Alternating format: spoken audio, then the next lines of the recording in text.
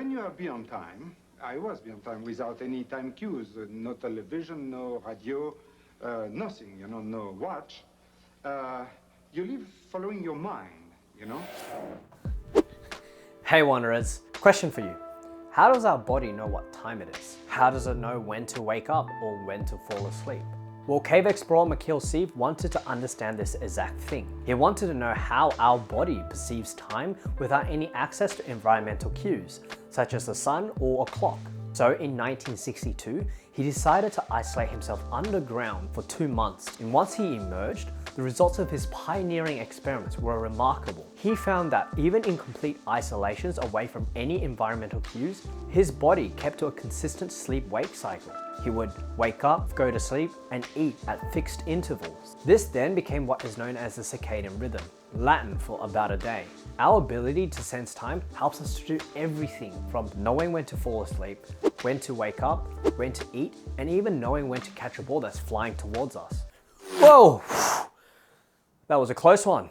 Our ability to sense and perceive time is owed to a network of interconnected systems of biological timekeepers located across the brain, which is equivalent to a stopwatch telling us how much time has elapsed. Sieve, during his time underground, relied on the most primitive timekeepers of all, a group of neurons known as the suprachiasmatic nucleus, or SCN, which is located in the hypothalamus of the brain. The suprachiasmatic nucleus is responsible for all biological clocks in living organisms, especially us humans. So how does it actually work? Here is how we think it works. The cells of the suprachiasmatic nucleus produce a protein called CLK, or clock, which accumulates in our brain throughout the day. Now, clock also activates other genes that are associated with telling us to stay awake. In addition to activating wake-promoting genes, it also produces another protein called PER, or period. Now, when enough PER proteins accumulates in the suprachiasmatic nucleus, it deactivates the mechanism that is producing the clock proteins, eventually leading to the inclination for us to fall asleep. Now, there are many more proteins involved in the system, but the oscillation between clock and PER protein may drive the day and night cycle of our circadian rhythm. Now for Sieve, during his time on the ground, his body didn't follow a 24-hour cycle exactly. So for more accuracy about how much time has passed, our body heavily relies on environmental cues, such as the light and dark cycle of the sun, temperature changes, the timing of when we eat our meals, and noise. For example, when sunlight filters into our eyes in the morning, it helps us wake up. The information from seeing light early in the morning travels through our optic nerve to the suprachiasmatic nucleus, which then signals to the hypothalamus to switch off the production of melatonin, a hormone highly involved in promoting sleep and relaxation. Even the level of melatonin follows a rhythmic pattern, being highest during the night and lowest during the day. At the same time, light also encourages the production of cortisol and noradrenaline, both of which are extremely important in the morning as it helps us wake up and increase our alertness. This is why there is a large agreement on why we shouldn't use any electronics such as phones, tablets, TV screens, or computers late at night, as it might interrupt our sleep.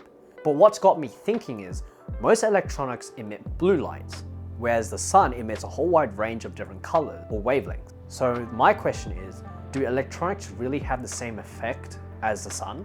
If we look at the range of wavelengths the sun emits, it's very long. So if we zoom into a very tiny segment called the visible light spectrum, we can see that the sun emits different wavelengths constituting different colors, including blue light. Turns out the suprachiasmatic nucleus is most sensitive to blue light. So because electronics emit blue light, this can significantly impair the level of melatonin being produced late at night, which then impairs how easily it is for us to fall asleep, and it can disrupt our circadian rhythm.